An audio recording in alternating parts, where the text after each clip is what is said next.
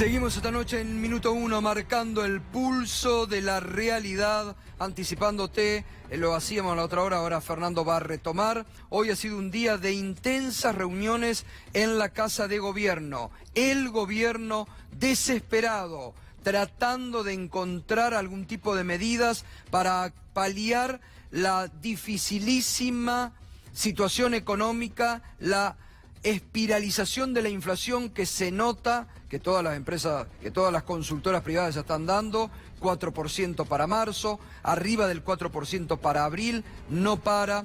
Y este plan parche es el hashtag de nuestro programa, pero que evidentemente es un plan parche. Muy bien anoche lo definió el economista Jorge Carrera cuando dijo aquí en este programa: el gobierno ha empezado a emparchar. No tiene soluciones de fondo, no puede hacer nada, solo parche sobre parche. Y ya sabemos en la Argentina, cuando un gobierno empieza a emparchar, la debilidad política y económica que ese gobierno demuestra. Riesgo país que sigue arriba, recién te lo mostrábamos. Es bueno esto, volver a repasarlo. Para este gobierno que tanto le gusta decir que estamos abiertos al mundo. Mira el riesgo país, en el último año, campeones de la crisis, también campeones en riesgo país. La Argentina marcha primero, arriba de Venezuela, 99,8% creció en el último año el riesgo país en la Argentina. En Venezuela, 28,1%, el Uruguay 5,6%, Colombia 2,9%, Brasil 2%, Ecuador, Chile y Perú con riesgo país negativo. La Argentina en un año, 99,8% ha subido el riesgo país. Y les contábamos, ¿no? El gobierno buscando, por un lado, contener a los radicales que corcovean, que se empiezan a inquietar, porque la crisis también los hace partícipes necesarios de esta crisis económica, obviamente a ellos, aunque digan: ah, no, nosotros nunca nos consultaron, pero son partícipes. Para dejar tranquila a Carrió, que empieza también a quejarse desde su comodidad por la suba de precio, pero atado a las recomendaciones y exigencias del fondo que le dicen: no se pueden apartar ni una coma de este plan. Llamó la atención en todo este marco la reunión que hoy tuvo también en la Casa Rosada Macri con Lustó, con Martín Lustó. A solas, no se sabe si le pidió algún consejo económico al economista. Ahí está, Martín Lustó, diputado nacional, que ha tratado de diferenciarse. Bueno, ahí llega la gobernadora María Eugenia Vidal, que también participó, pero Cornejo, que se va, los radicales, pero llamó la atención en momentos en que el radicalismo pugna por ubicar a una figura suya en la vicepresidencia. Dicen algunos que Macri podría evitar el enojo que le produjo en su momento la renuncia intempestiva de Lustó como embajador de Estados Unidos y llevarlo. O tal vez hoy le pidió consejo económico. Lo cierto es que hay una recomposición en la relación entre Macri y Lustó a instancias de la Unión Cívica Radical. El plan, rápidamente Fernando, el plan parche, más de lo mismo, aunque este gobierno reniega de esas medidas que va a anunciar, ¿no? Sí, Gustavo, lo van a anunciar el próximo miércoles y este tiene una explicación. Hoy está Nicolás Dujovne, el ministro de Economía, y Guido Sanleris, el presidente del Banco Central, ambos en Washington en la reunión de primavera del Fondo Monetario Internacional. Hoy mantuvieron reuniones con un montón de inversores organizados por el JP Morgan, y para el gobierno era muy contradictorio, mientras tenía sus dos principales espadas económicas en Washington convenciendo al mundo financiero de que sigan apostando al peso, salir con un programa que, aunque sea en los titulares, puede parecer algo de heterodoxia, aparece algo de congelamiento de precios, aparece algo de estímulos al consumo, aparece algo de gasto fiscal. Por eso lo pospusieron una semana, va a ser el próximo miércoles, va a haber devolución para compras con tarjeta de débito de los bancos ciudad y de provincia, algo que está pactado con las dos, con el jefe de gobierno porteño y con la gobernadora bonaerense. Va a haber congelamiento de precios de una canasta básica muy elemental de alimentos que debería llegar hasta las elecciones. Va a haber una ampliación del programa de precios cuidado, pero ya actualizados por las últimas inflaciones y con una revisión que se está negociando. Le prometen a los supermercados el acceso a base de datos del Estado para que después pueda mandar publicidad a toda la gente. Así que veremos cómo es el negocio. Eso es polémico, ahora lo vamos a hablar con el diputado Felipe Solá, porque yo creo que es absolutamente ilegal que el Estado le dé a los supermercados privados datos privados de la ANSES. Me parece que es tremendo. Va a haber, decíamos, líneas de crédito del ANSES para jubilados y planes sociales y algún descuento extra para los que tengan tarjetas de planes sociales para que puedan comprar con algún descuento en los comercios. Bien, en este marco incluso de un gobierno desesperado para tratar de 3 años y medio después que no ha podido dominar la inflación, cuando decían que en 2 días la dominaban, Hugo Moyano anunció paro nacional general para el próximo 30 de abril. Es difícil descifrar qué es lo que piensan algunos señores que están en la CGT. No reaccionan, ¿qué esperarán? ¿Que cerrar el sindicato y irse a la casa tranquilo? No entiendo. Hagamos el esfuerzo necesario para que el día 30 de abril y por supuesto el 1 de mayo, que no va a trabajar nadie, porque un día no laborable. Bueno, algunos por ahí trabajan. El 30 de abril hagamos el esfuerzo necesario para que quien nos gobierna desde adentro y desde afuera sepan que acá hay un sector importante del movimiento obrero y de la sociedad que no está dispuesto a seguir arrodillado.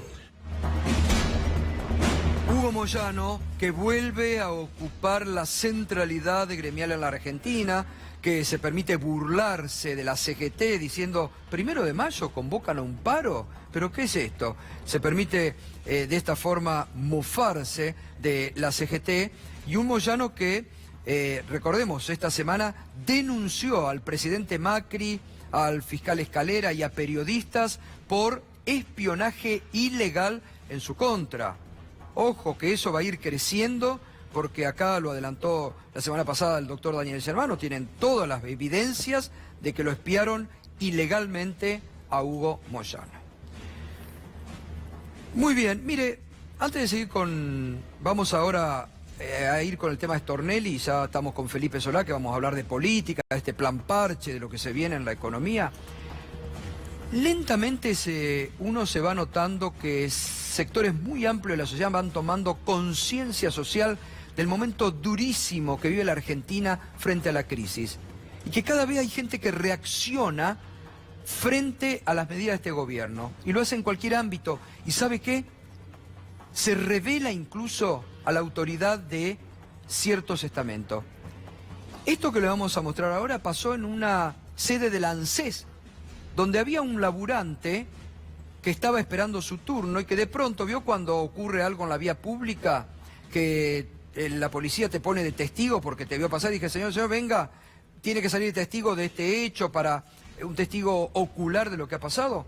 Bueno, lo llaman a esta persona que estaba ahí, ser testigo de algo que había pasado ahí adentro. Cuando le toman los datos y él le pregunta, ¿pero testigo de qué? No, de una pelea de empleados por un problema laboral. Le dice, no, momentito. Si es un problema laboral, yo no me voy a poner en contra de los laburantes. No voy a ser testigo. Escúchelo, es muy interesante lo que pasó. Yo como ciudadano, porque usted no vino a me explicaron que era un tema laboral esto. Yo pensé que era un tema de una inseguridad o lo que fuese. Yo no quiero participar de esto. ¿Listo? ¿Sí puede ser? El tema es que ya lo puso todos sus datos en el Está bien, pero cuando me manifiestan esto... Pero está bien, entonces yo te firmo algo de conformidad, yo no quiero participar de nada de esto, porque es un tema laboral y a mí no me compete un tema laboral. Es un reclamo de un trabajador Igual Lo quiere ya, encarcelar el trabajador. si el señor no quiere firmar y vos lo obligás, es coacción, así que... Si quiere firmar en inconformidad, yo no tengo ningún problema. Después, en todo caso, habría Porque a mí que- nadie me dijo que esto era un tema laboral. Y yo me pongo en la piel de cada trabajador porque yo sé lo que es esto. Es más, me quedé sin trabajo por culpa de este gobierno. ¿Entendés? Todo lo que sea para este gobierno no quiero saber nada. ¿Sabes por qué? Porque vivo re mal con este gobierno. Y no quiero ser parte de toda esta mentira que vivimos hoy. ¿Entendés? Yo te respeto, quiero que vos me respetes a mí. Yo no quiero participar de esto. Porque no me interesa. ¿Se da cuenta la conciencia social de esta persona? ¿Se da cuenta la conciencia social de esta persona? Que dice, yo soy laburante, me quedé sin laburo por este gobierno, no quiero saber nada, no me pongan, no voy a ir contra un laburante. ¿Cuántos dirigentes, sobre todo gremiales, deberían aprender de este ejemplo que ha dado este laburante sin laburo en el día de hoy? ¿Qué conciencia que tiene realmente? ¿Qué ejemplo que ha dado? Y esto, atención, que se empieza a vivenciar ya en otras capas, reacciones que este gobierno produce. Como la virulencia que tuvo ayer el jefe de gabinete Marcos Peña, que fue a atacar y fue en una forma soberbia a soslayar y a reírse y a burlarse de lo que le estaban reclamando los representantes del pueblo, a los que votaron, porque a Marcos Peña nadie lo votó, ¿eh? A Marcos Peña nadie lo votó. Los que están sentados en cada butaca de la Cámara de Diputados han sido electos por el pueblo. Y Marcos Peña se burla con esa arrogancia que tuvo anoche frente a los diputados, diciendo que van a seguir en diciembre, que lo de la crisis es nada, que están bárbaros, que la Argentina está floreciente. Mire lo que pasó anoche, véalo en su propia palabra. Hicimos una síntesis de un Marcos Peña sacado. Usted sabe que la pobreza no fue construida por este gobierno, pero no lo dice. ¿Por qué no lo dice? No sé, pero no le creo. No le creo esa indignación impostada, discúlpeme, con el máximo respeto, no le creo. No le creo porque por algo ustedes, cuando fueron gobierno, no resolvieron el problema y nos dejaron esa pobreza estructural sin resolver. No lo lograron. Entonces, ¿desde qué indignación hablan? Ustedes no midieron la pobreza.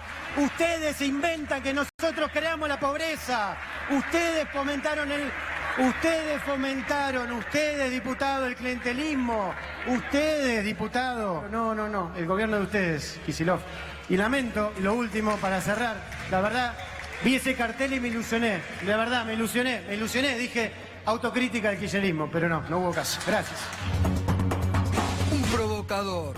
Este es el gobierno. Por eso le digo cuando quieren hacer plan parche y todo, ni ellos, porque anoche el propio Marcos Peña desestimó, dijo no vamos a hacer acuerdo de precios, ni hay congelamiento, no creemos en eso, han fracasado. Provocador Marcos Peña, reitero, frente a diputados que fueron votados, a él nadie lo votó. Bueno, vamos a, y ya estamos con Felipe Solá, a Stornelli, ¿no? Porque Stornelli cumple hoy 16 días de rebeldía. Sigue ninguneando a la justicia, su abogado dice no se va a presentar nada ante el juez Ramos Padilla, están tratando que le tiren una soga, sigue en soledad, pero vamos a ir viendo los últimos acontecimientos que lo dejan cada vez más solo a Stornelli en Comodoro Pi. Mire, 20 de marzo. Bonadío se declara incompetente en la denuncia de Stornelli contra D'Alessio. Le había tocado o por sorteo a Bonadío y Bonadío dice, le había tocado a Ercolini se la pasa a Bonadío y Bonadío dice, no, soy incompetente y le devuelve la causa a Ercolini. 8 de abril, Bonadío ordena liberar al ex responsable jurídico de planificación, Rafael Llorens. Se distancia de Stornelli.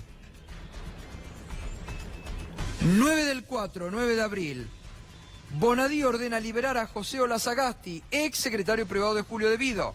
Otra medida, ya lo contamos, otra medida para desmarcarse de Stornelli. Es como diciendo, Bonadío ahora quiere ser prolijo por las desprolijidades de Stornelli. Lo de hoy, 11 de abril, hoy, Policita pidió medidas de prueba en la denuncia contra Stornelli, Bonadío, Santoro y D'Alessio por la causa gas natural licuado. Gerardo Policita abre investigación ahí, en un Comodoro Pi que explota, en un Comodoro Pi que es un tembladeral. Y el 15 el lunes vence el plazo para que Stornelli explique a la Procuración sus faltazos a las indagatorias de el juez Alejo Ramos Padilla. A esto hay que agregarle que ayer, lo comentamos aquí, el fiscal federal, ya en otro orden, pero digo para ver cómo empiezan a cambiar los vientos en Comodoro Pi, que el fiscal federal Guillermo Marijuán abrió una investigación penal contra Macri, Torello, Nicky Caputo, Mario Quintana y Pepín Simón por la denuncia de Fabián de Sousa, porque denunció ante la justicia que esos 5, incluido el presidente, armaron una maniobra política, mediática y judicial para quedarse con sus empresas. Y ayer Marijuán le dio curso. Bien, ya vamos con Felipe, pero antes Irina, hoy hubo otro escándalo en Comodoro Pi. Lo cuenta Irina. Fue en la Cámara de Casación que se juntó hoy, que tuvo un plenario. La Cámara de Casación Penal, para que se den una idea, es el máximo tribunal penal del país. Es el que tiene la última palabra, por ejemplo, para decidir sobre si está bien o mal una condena. Este tribunal, que está hoy presidido por Juan Carlos Geminiani, viene teniendo algunos conflictos desde hace algunos días. La semana pasada se peleó Geminiani con una de las integrantes, con Liliana Catucci. La acusó a Catucci de estar vinculada con la policía y con servicios de inteligencia, de pretender ascender a un policía que estaba sumariado, mientras que Catucci se quejaba porque él estaba tratando de acomodar a su pareja en un cargo dentro de la Cámara de Casación. ¿Qué sucedió? Geminiani terminó echándola a Catucci de la reunión. El jueves se repitió la escena. Geminiani la echó a Catucci de la reunión. Hoy hubo un plenario donde se puso en discusión dentro de la Cámara de Casación si Geminiani puede seguir o no al frente de la presidencia de este tribunal. Geminiani es el presidente de la Casación desde diciembre, fue elegido en diciembre del año pasado y en lo que va de este año ejerce la presidencia. Ocurrió algo impresionante. 6-6 quedó la votación. ¿Esto qué quiere decir? Que la mitad de la Cámara de Casación estaba pidiendo que Geminiani deje la presidencia del tribunal. En medio de esta situación, además, se recordó un episodio, quizás ustedes lo recuerden, quizás no. Geminiani es el juez que ordenó detener a una secretaria que no quería obedecer una orden suya en medio de la feria judicial en el año 2016, la dejó detenida 2 horas e incomunicada, por esto se abrió una causa penal y justo ayer se conoció un fallo del juez Rodolfo Canicova Corral, donde a quienes termina procesando es a los policías que detuvieron a la secretaria. Geminiani está sobreseído desde el año pasado por decisión de la Cámara Federal, después de lograr no ser indagado nunca. Esto apareció en el medio de la discusión en la Casación, donde cuento que estaban 6-6. ¿Cómo se produjo el desempate y cómo terminó esta historia? El que desempató no fue Geminiani, que dijo, bueno, yo soy parte en esta situación, me tengo que correr, menos mal, le dijeron sus compañeros. Su segundo, el vice, es Carlos Máiquez. Carlos Máiquez es uno de los jueces que fue designado a dedo dentro de ese tribunal por un traslado por decisión del gobierno de turno. Carlos Máiquez desempató y decidió que a Geminiani le cabe un simple apercibimiento. ¿Qué quiere decir un apercibimiento? No lo vuelva a hacer, doctor. No se porte mal. Un tirón de orejas. Un tirón de orejas. Ahora, acá también en un momento hubo una especie como que eran denuncias de violencia de género sobre la camarista. Es que lo que sucedió... es grave lo que pasó. Lo que sucedió con muy Catucci grave. Fue una escena de extrema violencia. Claro. Lo que han descrito todos sus colegas respecto de Catucci. La echó de 2 reuniones a los gritos.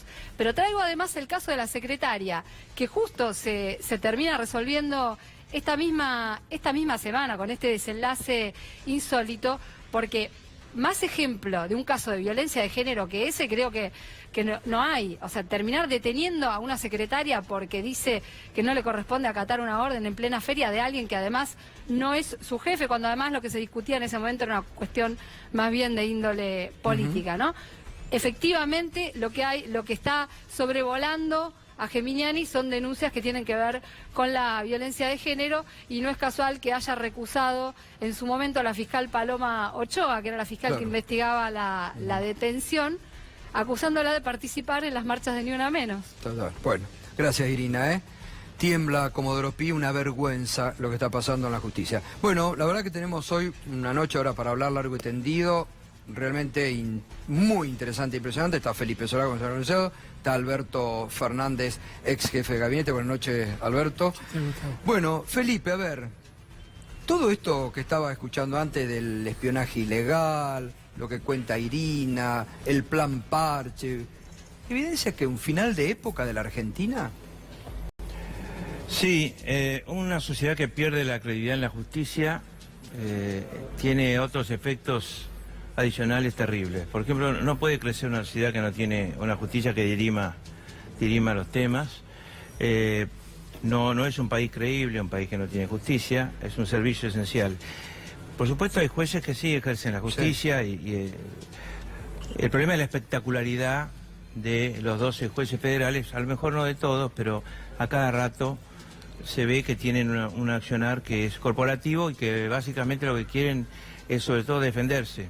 Y en muchos casos los encausados y o presos, según la doctrina Irursum, son rehenes que tienen vinculación con el estado del poder en ese momento de cada uno de los jueces. Es decir, los jueces manejan el tema de la justicia según el poder relativo que están teniendo. Ahora, es decir, es absolutamente opuesto a cualquier sentido de justicia. Es decir, la idea de la justicia está a millones de kilómetros de todas esas acciones, primero. Segundo, se impone que en el próximo gobierno la justicia federal pierda esa especie de superpotencia que tiene en términos de facultades, que pueden llegar a alterar absolutamente una elección, pueden meter en preso a cualquiera con la nueva doctrina, pueden tomar todos los temas, todos los temas relevantes de un país los pueden tomar ellos. Pueden alterar la situación económica, etcétera. Se impone que esa justicia se diluya en otro fuero. El gobierno de los jueces. Junto con otros jueces, por supuesto, se diluya con otro fuero. ¿Será el fuero penal económico? O sea, yo no soy abogado. ¿Será el fuero en el criminal de la capital? No sé. Pero eso se impone. De la misma manera que se impone cerrar la AFI. ¿Usted cree que hay que cerrar la AFI? ¿Cree que hay que cerrar la AFI? Yo recuerdo que en mi época servían, cuando había secuestros extorsivos, yo tuve una ola de secuestros extorsivos, servían para darnos datos de sobre todo del cruce telefónico. Que nosotros teníamos el cruce telefónico, un viejo sistema llamado Excalibur, después se llamó Bike, pero no teníamos escuchas telefónicas. En eso no fueron útiles. Ahora, ¿en qué se ha transformado? ¿Usted sabe cómo le dicen los viejos agentes de la CIDE, una infidencia que estuve por ahí, cómo le dicen al edificio de la calle 25 de Mayo, la tradicional CIDE? No. Le dicen, le llaman, yo me olvidé ahora el nombre del programa, como si fuera infidencias. Me voy a infidencias y vuelvo. Como si fuera un lugar que ya ha perdido todo respeto porque se dedica más que nada a investigar primero la vida privada. Claro, no investigar a alguien acusado, investigar a alguien a ver si lo podemos acusar, que es otra cosa. ¿Intruso le llaman? No, hay otro problema. Indiscreciones. Indiscreciones. Sí, no me cayó agua al tanque, pero indiscreciones. ¿Dónde indiscreciones con Lucho, indiscreciones era con Lucho Avilés, Felipe. Bueno, son antiguos, los viejos espías son antiguos, yo no, ellos. Yo no me acordaba de ese nombre porque no lo vi nunca. Pero dicen, voy a indiscreciones y vuelvo. Sí, mira, a las 8 tengo que estar en indiscreciones. Pero no está más indiscreciones, Lucho Avilés no está más en la televisión. Bueno, pero le quedó porque los tipos son veteranos. Claro. Y así le quedó el nombre. Y sí, porque la verdad, en ese aspecto se ha convertido. Bueno, fíjese... ¿Sabe qué pasa? Existe una especie de miedo al poder de la inteligencia que además se puede tercerizar. por razones tecnológicas, hoy se puede tercerizar la inteligencia, lo que la hace muchísimo más peligrosa. Desde hace mucho se puede, pero ahora además de tercerizarse la policía, yo eché a los comisarios Bogolyuk y de Gastaldi en marzo del 2006, que son los que están implicados en la cuestión del espionaje, porque tenían actividades sospechosas fuera de sus funciones. Es decir, que ya en esa época No tenía pruebas, pero Claro. estaba Rañán de ministro Sí. y tomamos la decisión. Es decir, que ya en esa época podrían haberlo estado espiando a usted tranquilamente. Absolutamente, absolutamente. No hay que tener miedo que uno lo espíen. No hay que tener miedo, salvo que uno tenga algo que ocultar. Sí, pero no hay que tener miedo, pero no es bueno, porque si no, Felipe, no es bueno. Sí, pero si no, uno se asusta. Y el que se asusta no gobierna. O no gobierna como debe. Está bien, pero No, eso estar lo digo como sabiendo que a recomendación. uno lo espían. La idea de me espían, sí, bueno, espíenme.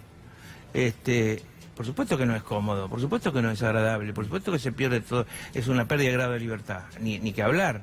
Pero Además, el para que lo que gobierna, usan. el que gobierna tiene que actuar a pesar de estas cosas. Ahora, fíjese, usted Ahora, recién estaba ahí cuando contaba el abogado de Bidone. ¿Nos animamos lo que- a cerrar la AFI? Porque yo propongo una cosa fuerte. ¿Está de Yo acuerdo quiero ser con Carrió? presidente, soy presidente, yo cierro la AFI. ¿Sí? Absolutamente. ¿Y qué hace? Pero sí, Absolutamente. inteligencia O tiene que nosotros, tener. Vuelve a pasar esto, o el presidente le tiene miedo a la AFI, o a la AFI, a los agentes echados de la AFI, por lo que saben, por lo que pueden averiguar, o por la ferretería que puedan tener para hacer escuchas, o los agentes de la AFI le tienen miedo al presidente. Es lo segundo. Sí. No, ¿Está seguro. claro? Seguro, Es lo sí. segundo. Condicionan Y en gobierno, todo está caso tener clarísimo. inteligencia criminal, inteligencia sobre el crimen organizado de otra manera y de cero. Y tener inteligencia a lo mejor de defensa, Claro. organizada de otra manera, por civiles y expertos en términos estratégicos. Ahora, pero inteligencia hay que tener. ¿Qué hace? No puede tener un país sin inteligencia. Bueno, a veces el gobierno nos hace sospechar que existe eso, pero existe un país sin inteligencia, o un gobierno sin inteligencia. Pero hay que buscar otros mecanismos, porque digo, hay que tener algún organismo nuevo, digamos, crear algún organismo nuevo que Sí, sirva sí, para... pero de cero, de cero. Ahora, Si no, cada uno tiene un poder que viene de antes y lo va a utilizar. Felipe, usted recién veía cómo el abogado de Bidone contaba las operetas que D'Alessio, vía legisladora que no nombró, pero se supone que eran Carrió o Paula Oliveto, le mandaban a decir vía D'Alessio a Bidone, tiene que involucrarlo a Aníbal Fernández. Ya es un escándalo en cuanto al armado de causas que se están viendo cómo se armaban en la Argentina de hoy. Por una vez que se naturaliza, se hace hábito que, digamos, que se pueda operar de esa manera, que la justicia en lugar de tratar de resolver una causa, lo que quiera es provocar otras causas, generar causas con su poder y con poderes paralelos, absolutamente ilegales. Una vez que se ha pasado esa frontera, empieza un vale todo. Además hay el traslado de una guerra a la justicia federal, Sí. incluidos los fiscales, etcétera. Una cosa que llama la atención es la bajísima idoneidad moral de los fiscales, sobre todo de los nuevos fiscales medio modernos, medio nuevos. Bajísima, es decir, ya ninguno responde a principios. Todos tienen que estar dentro de una banda y dentro de esa banda cumplir funciones y si no van a sufrir o los van a sacar o lo que fuera y de paso además pueden ganar plata también. Bueno, eso es una cosa que llama la atención, como digamos los nombramientos no miden no sé si lo pueden hacer bien, pero no miden de ninguna manera ninguna clase de idoneidad. Idoneidad moral, sobre todo. Ahora nos metemos con el tema económico. Permítame que ya que estamos hablando de este tema, con Alberto, que está realmente muy preocupado siguiendo estos temas, todo lo que se ha vivido en los últimos días, parece que el escándalo no termina de crecer, de parar, revelaciones nuevas, esta utilización de los servicios y fiscales, jueces, políticos, periodistas para armar las causas, como se está viendo, de una forma escandalosa. Es que es un escándalo cómo funciona. Lo que dice Felipe tiene una cuota de razón muy grande. Los servicios de inteligencia en Argentina han funcionado en contra de la democracia y han servido para extorsionar opositores, para perseguir opositores, para manejar y manipular la justicia, para poner jueces y fiscales adictos. Para eso ha servido. Y todo en desmedro de la calidad institucional argentina. Esto, negarlo, es una soncera. Cristina inclusive había hecho algo muy interesante cuando llegó, que fue hacer que todos los fondos de la inteligencia sean públicos, y Macri por un decreto de necesidad de urgencia los volvió todos reservados. ¿Y para qué sirvió eso? Sirvió para pagarle a los D'Alessios.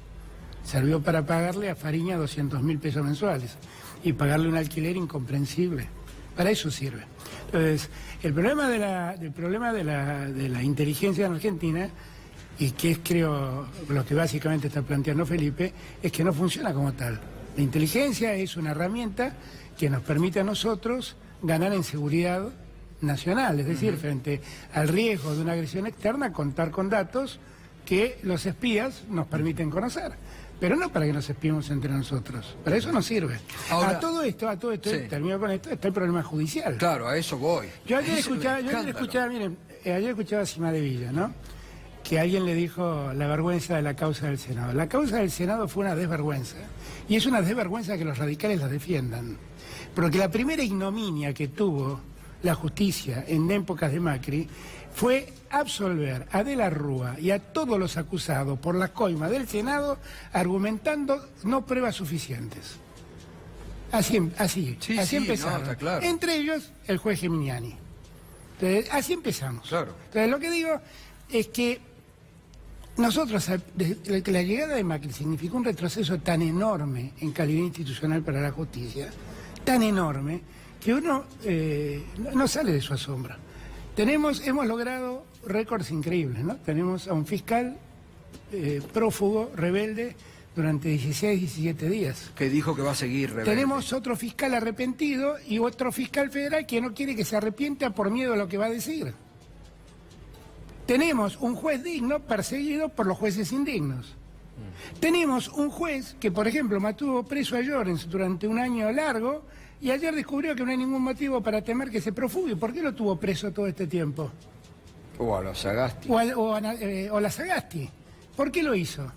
Tenemos gente detenida que no tiene que estar detenida, debido.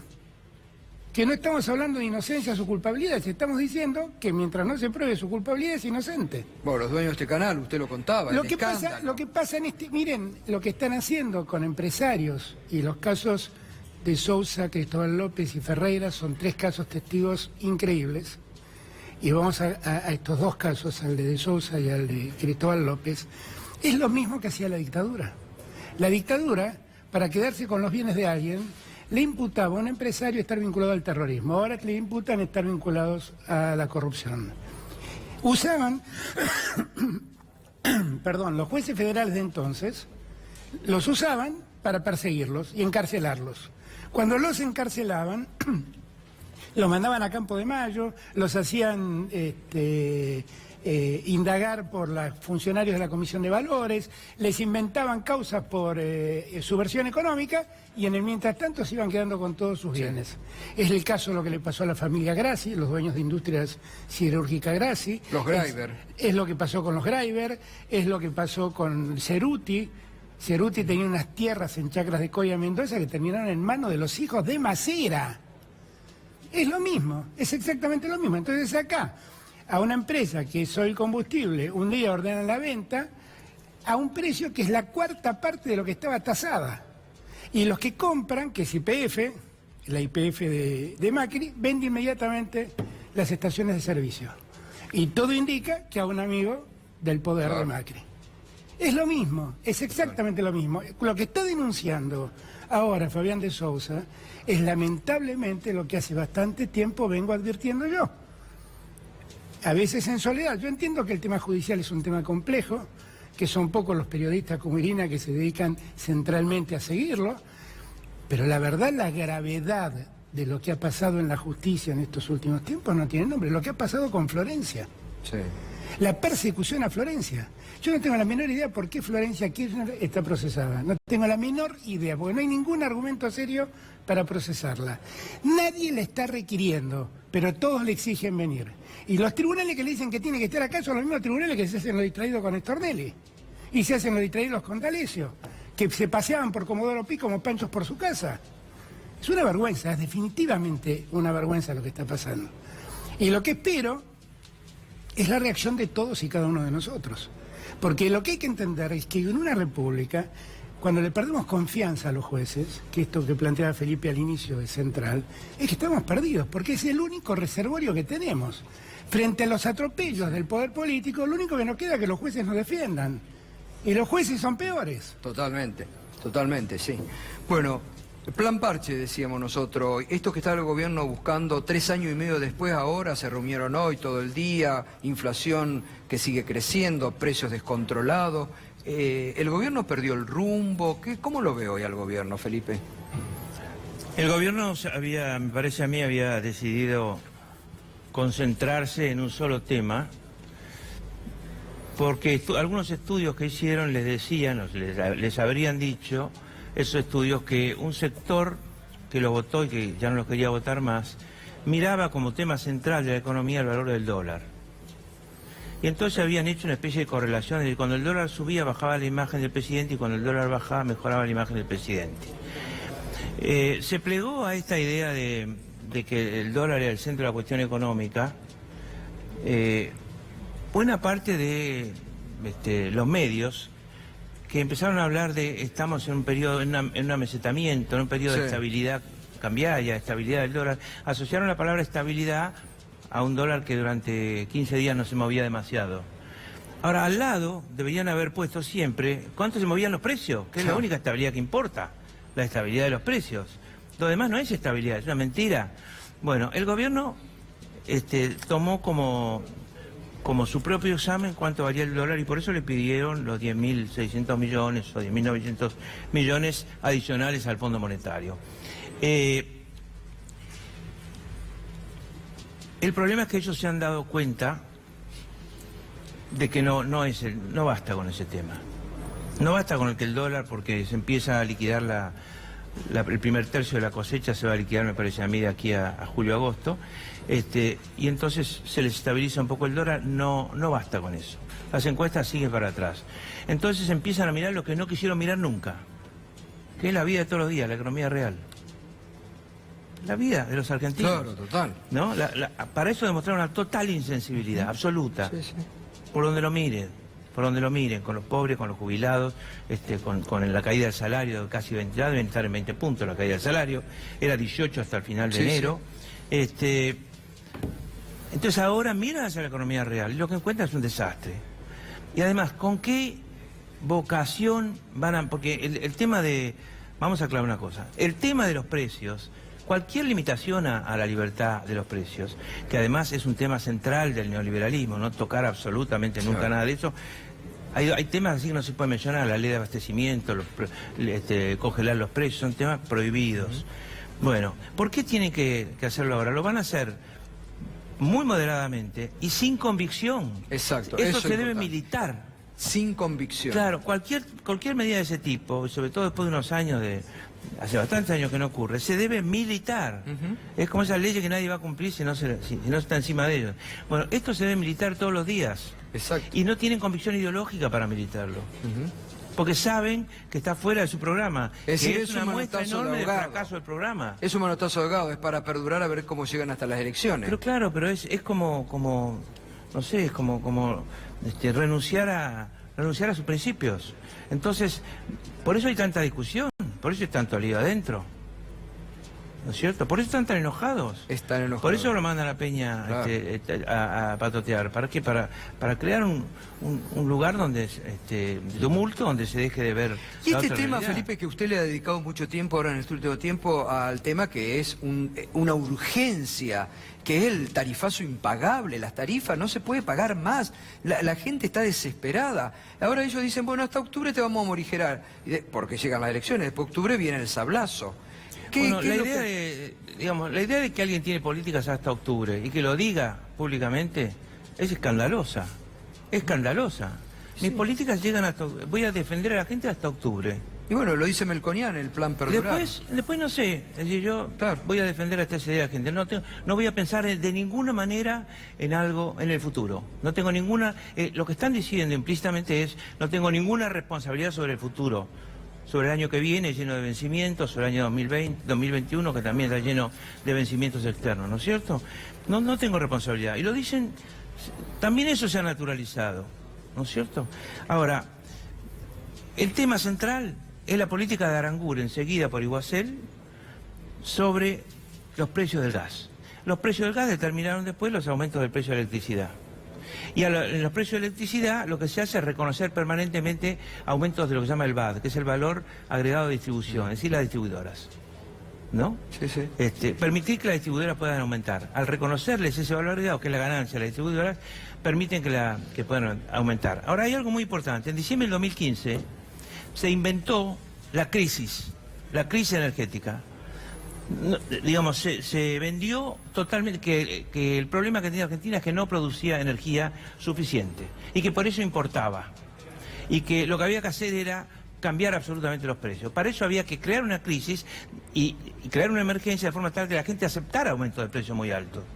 Y la gente empezó a decir, eran tan bajos los precios, eran tan bajos. Puede ser que fueran bajos, porque tenían un alto componente de subsidio. Pero de ahí a que la gente tuviera que pagar lo que pretendieron, no. Y entonces, inventado eso, se declaró la emergencia energética en el país. Declarada la emergencia energética, en pocos días Aranguren casi duplicó en dólares el precio del gas en Boca de Pozo. Pasó de 2,65 a 4,40, de un saque. Un dólar que había aumentado en enero un 40%, con la apertura del cepo. Sí. Con la apertura del cepo. Sí. Entonces, además del aumento del dólar, en dólares, y además aumento a 4,40 fue. Y después siguió. Sí. Una escala de precios fenomenal, comunicada a los amigos, como diciéndole, esto no se va a modificar. Si uno sabe que un precio regulado por el Estado y con un mercado cautivo, con mucho mercado cautivo, como es el precio del peaje, o como es el precio de los combustibles, o como es el precio de la luz, del gas, del agua, e inclusive determinaciones que hacen mercados cautivos también se podría considerar que son algunos mercados financieros para la gente. Esos precios regulados por el Estado, cuando se asegura van a crecer y van a crecer, son un negocio hecho. Obvio. Como Para han los hecho amigos ahora. que tienen el dato. Ahora, ¿qué habría que hacer, Felipe? ¿Qué se concibe entonces? Se empieza a concebir los pozos de petróleo, la producción de gas o la producción de energía eléctrica como cajas mensuales. Unas cajas sin riesgo. Total. ¿Qué riesgo tiene el mercado cautivo? Todos tienen que pagar. Sin riesgo es una caja financiera fenomenal. ¿Y qué habría que hacer? Hay que desdolarizar absolutamente el precio del gas en Boca de Pozo, hay que respetar algunos compromisos de Vaca Muerta y respetado esos compromisos de Vaca Muerta al gas convencional, a la estructura de gas convencional que es el 70% de la producción de gas, desdolarizarla totalmente y a partir de ahí que suba con el índice de variación salarial del país, que es lo que decidió el Congreso Nacional en abril del año pasado y Macri unas horas después vetó. ¿Le cree usted al gobierno con lo que está ahora? No, para nada. Hoy miraba un video de Pedro Rosenblatt, el cadete, que me hizo reír mucho, pero él marcaba una cosa que es muy cierta, ¿no? Ayer decía Peña, el jefe de gabinete, en el Congreso, que en verdad habían equivocado todos los pronósticos, sí, pero que ahora la economía iba a andar bien. Sí. Bueno, entonces pronóstico, otro fallido. Claro. Ahora, lo que está pasando, Felipe conoce el tema de las tarifas mejor que nadie, porque lo ha estudiado mucho. Pero lo que pasa es que también es parte del negocio que ha montado Macri en favor de sus amigos. Miren, Pino Solana marcaba el otro día un dato que verifiqué como correcto. La construcción de Ensenada Barragán, que es una terminal termoeléctrica, le costó al Estado 600 millones de dólares. Lo tasó el gobierno de Macri en 230 y se lo entregó a Nicolás Caputo. Claro. Y además le garantizó las tarifas dolarizadas. Esto es el robo de los ladrones de guante blanco, de los ladrones de cuello duro. Esto es. Ellos no necesitan bolsos, ellos necesitan cuentas en el exterior y hacer estas cosas que todos nosotros le pagamos y ellos simulan llevarse la plata que se roban legalmente. Esto es lo que nos está pasando como país. Esto es lo que hace este presidente que se llama Macri. Esto es lo que permite estas políticas que, con ironías, avala y justifica un inservible de la talla de Peña, que en verdad se ha revelado simplemente como un hombre que podría ser gerente de marketing de una empresa, pero no jefe de gabinete de este país. Esto es lo que nos está pasando.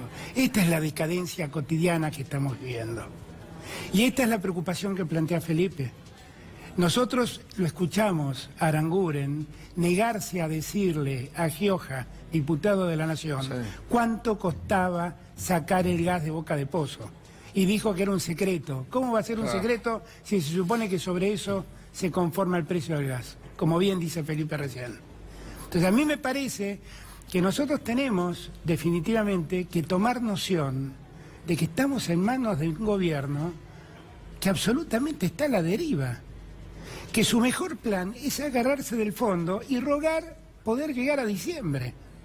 Y que en el mientras tanto vemos caer todos los días gente y personas, familias, debajo de la línea de pobreza. Y esto en algún momento nos tiene que obligar a reaccionar.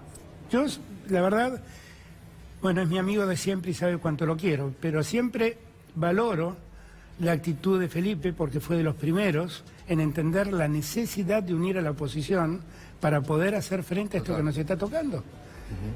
Y un hombre que tiene la historia de él como gobernador, la experiencia que tuvo, yo lo que voy a decir, lo he dicho siempre, ha sido el mejor gobernador que Buenos Aires ha tenido. En el peor momento de la Argentina sacó a Buenos Aires a flote.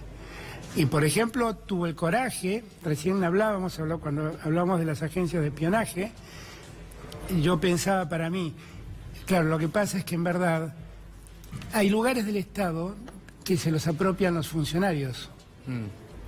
Por ejemplo, el Banco Central en gran medida se lo apropian los funcionarios, el Banco Nación se lo apropian los funcionarios, la AFI se lo apropian los funcionarios, las policías.